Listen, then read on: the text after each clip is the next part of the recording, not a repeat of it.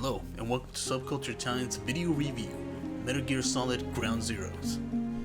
Ground Zeroes is an introduction to the new gameplay elements in the upcoming Metal Gear Solid game, The Phantom Pain. It sets the tone for the game and gives us a glimpse into what the full game will bring. Ground Zeroes' main op consists on extracting two prisoners, Chico and Paz, from Camp Omega, a US naval prison facility in Cuba.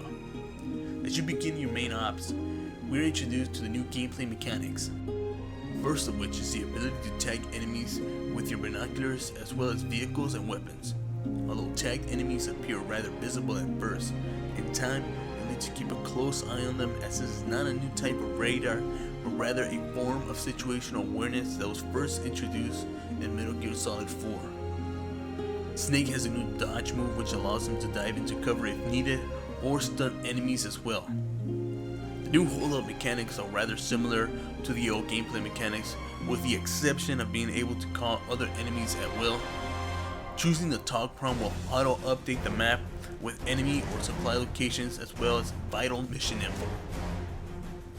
CQC is back, and the new animations coupled with the amazing sound effects really lend to the ferocity of Snake's nature in Ground Zeroes.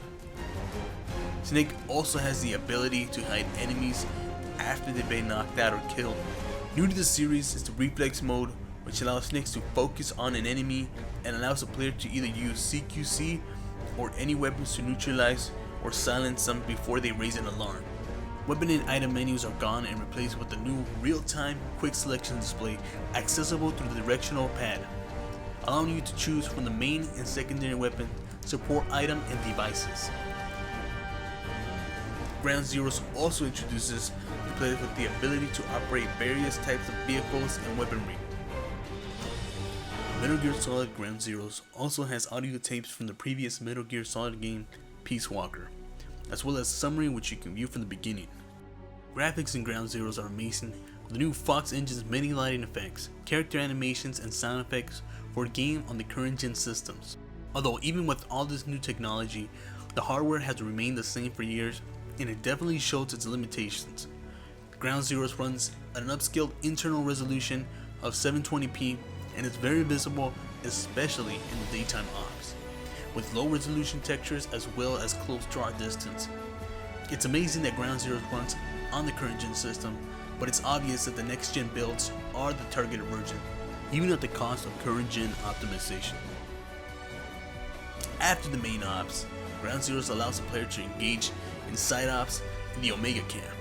Ground Zeroes contains an initial playtime of 2 hours, with mine being 2 hours and 31 minutes.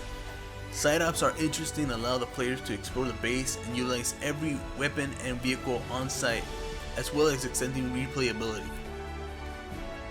Although Metal Gear Solid Ground Zeroes is technologically an impressive game, with enhanced graphics, animations, immersive atmosphere, and a gripping narrative, I feel as though the $30 price tag reaches a little too far and doesn't justify the game's length of content.